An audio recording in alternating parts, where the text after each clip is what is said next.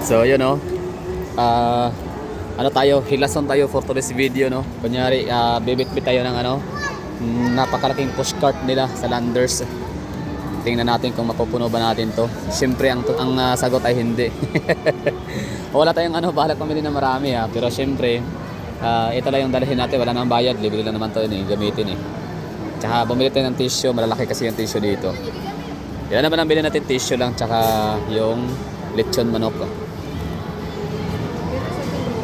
Pero siyempre, i-feel natin yung moment na magbibit-bit tayo kunyari ng pushcart, di ba? As if as if meron tayong budget. Shopping. Asan yung dalawa?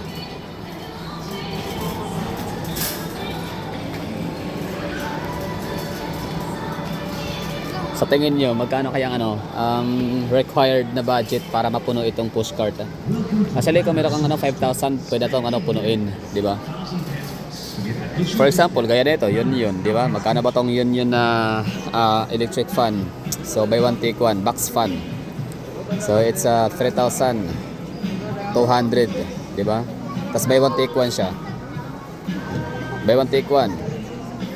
So, pasok siya, kagad, no? Malaki to. So, kahit meron kang 5,000 pesos, di ba?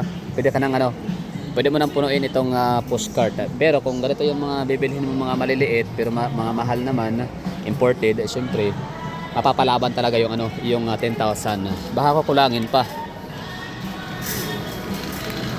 Asa na yung dalawa?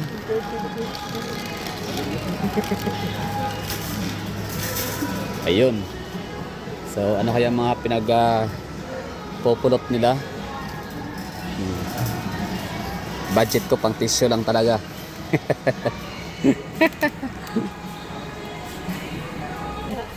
Ipaguyod ng ang isa. Ipaguyod kay Normit ng isa para nasa pa yung trabaho. Ang anong name mo ni? Blueberry. Okay. Yes. Nice siya. Saan extract? Dili siya, just juice. Juice good siya? Yes. Okay. Na siya, gamay lang na amount tapos sagulan ni mo. Okay, sige. Tama kag idea ni. Sa mga kuan. Ibalhin ng ubandre kay para di kay halata ba nga watay kwarta. Dako kay pushcart yan sulod tissue. Okay no, so yun lang. Bali hilason tayo for today's video. Sige yan para na siya dala-dalahon.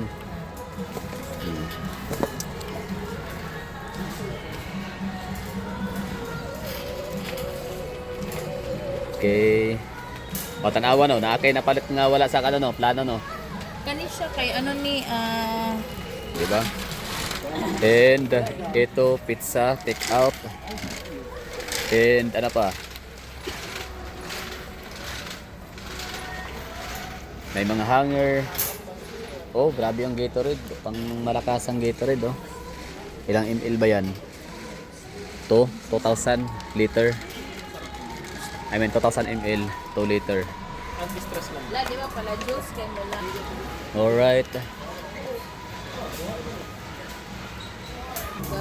So, 10,000 no? Yun lang. Sa mga nagtatanong, kasya kaya ang 10,000 sa isang pushcart? Actually, sobra na yung 10,000, malaki na. Depende sa item nga, no? Kunyari, meron kang 5,000 pesos. Pwede ka nang bumili ng o manaw ang yung sa imuha, mga electric. So, 1,000 pesos. 10,000 pesos for isang pushcart. So, kaya, depende sa item. Kasi, kung yung bibilihin mo rito is yung mga imported items ng mga chocolates, mga pagkain, mga nuts, syempre kukulangin yung kukulangin yung 10,000 para i-fill in sa isang pushcart na ganito kalaki. Gaya nito, ito estimated to, nasa mga na to, no? Magkano ba to? 10,000. Ito yung parang mga 10,000 pesos.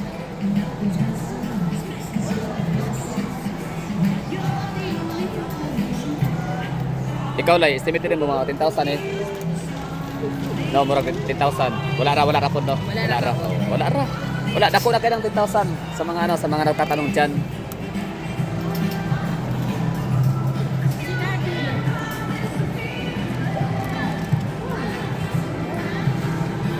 Pang thumbnail natin.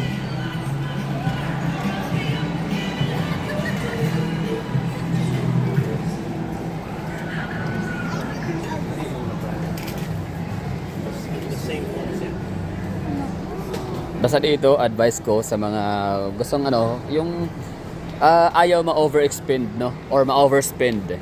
Overspending. So, syempre, sulat nyo talaga dapat muna. Sulat nyo muna yung mga kailangang bilhin para pagdating dito, hindi na kayo basta na lang kukuha. Kasi kung halos lahat ng bagay dito, kailangan natin. Halos lahat ng bagay dito ay mahalaga, importante, basic necessity. Pero syempre, may mga talaga matatawag natin mga least priority and the most priority, di ba? Gatas.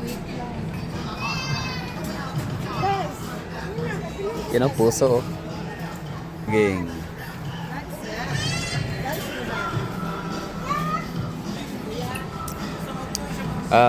Unsaon pagkabalo nga rich kid ang tag-iya sa kuan, postcard? Naka-box. Ha? Naka-box. Para nako katong postcard nga ay mga puso sa saging, na mga sayote. Meaning, naragod na sa bangkiruhan, di ba? Naragod na sa mga wet market, public market, pero Yeah, I guess so. dili na kaya mo itong mga bangkiruhan, mga palengke, di ba? So, Postcard dito, alsa man gito. pero pasabot ka ng kanang dinilaan ka ng mga inanang gulay. Kaso nga lang, dili na kaya mo simhot ka ng mga kuan, palengke na public market. O na nga, Adria sila. Mga isda, mga tamban. Oo, Abot ko na ba yung tamban, Drea? naka-ano yun siya, naka-sealed. Ay, ito, estimated natin to. 10,000 ba to? Yan, ito talaga mga basic. Pwede, nasa mga, more or less, no? 10,000.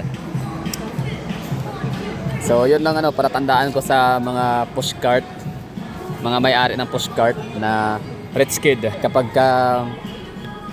yung, kahit puso ng saging, ay dito pinamili. Sa Landers. Kasi nga available yun sa sa public market. Pero dito pa rin sila bumili kasi nga pag mayaman, pag rich kid, hindi talaga yan sila basta-bastang pumupunta sa mga public market kasi nga may mga hindi ka nais-nais na mga amoy.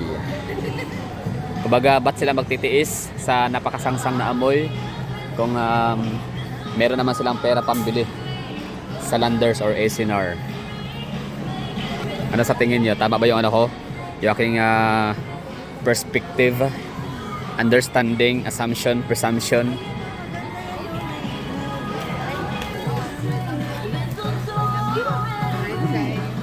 Dili siya juicy. Okay na tayo dito. So medyo malakas na yung mga tugtog dito, so maka-copyright ho tayo. So i-stop ko na tong ating vlog. So may content man o wala or may substance man o wala yung content natin for this video.